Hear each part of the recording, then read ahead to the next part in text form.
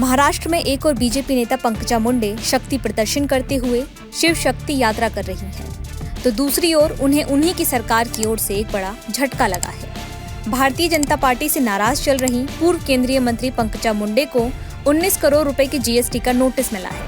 उनके कारखाने को 19 करोड़ रुपए के जीएसटी बकाया का नोटिस भेजा गया है।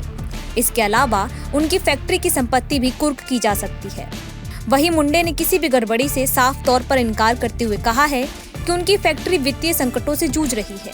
इसके साथ ही उन्होंने केंद्र सरकार से नाराजगी जाहिर करते हुए कहा कि करीब 19 फैक्ट्रियों को केंद्र की तरफ से सहायता दी गई, लेकिन उनकी फैक्ट्री को इस लिस्ट से बाहर रखा गया, वरना आज शुगर मिल इस स्थिति में ना होती। केंद्र पर निशाना साधते हुए पंकजा मुंडे ने कहा कि दूसरी फैक्ट्रियों ने भी वित्तीय मदद के लिए आवेदन किया था। उन्हें सहकारिता विभाग से मदद मिली, लेकिन मेरी फैक्ट्री को मदद नहीं दी गई। नोटिस में जो रकम लिखी गई है उसमें ब्याज भी लगाया गया है। कुछ महीने पहले ये सारी प्रक्रिया शुरू हुई थी। हम प्रशासन का सहयोग कर रहे हैं। सूखे के दौरान भी किसानों का भुगतान नहीं रोका गया। ऐसे में फैक्ट्री वित्तीय संकट में आ गई है। आपको बता दें कि शुगर मिल के नाम पर यूनियन बैंक से 1200 करोड़ रुपए का लोन भी लिया गया था, जो कि चुकाया नहीं गया। बैंक ने पहले ही फैक्ट्री को सील कर दिया है। वहीं अब जीएसटी का नोटिस भी आ गया है। पंकजा मुंडे ने बीजेपी से साइडलाइन किए जाने के सवाल पर कहा, मैं इतनी कमजोर नहीं कि इतनी आसानी से साइडलाइन की जा सके। पंकजा पर कार्रवाई का राजनीतिक संदेश।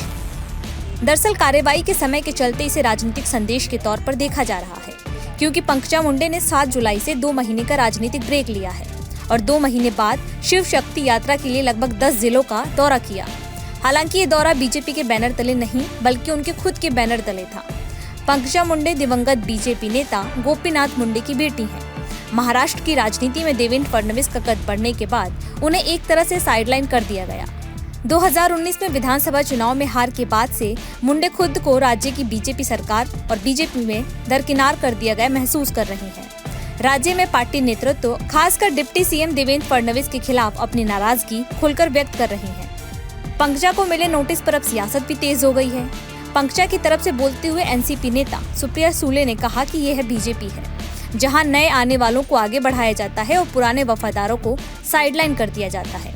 उन्होंने कहा कि पूर्व महाविकास आघाड़ी की सरकार ने मुंडे की मदद की थी। वहीं राज्य में बीजेपी के अध्यक्ष चंद्रशेखर ने कहा कि इस तरह से के नोटिस प्रशासन के लिए आम मामले हैं। अगर कोई गड़बड़ी नहीं हुई है तो प्रतिक्रिया देने पर आदेश वापस ले लिए जाते हैं।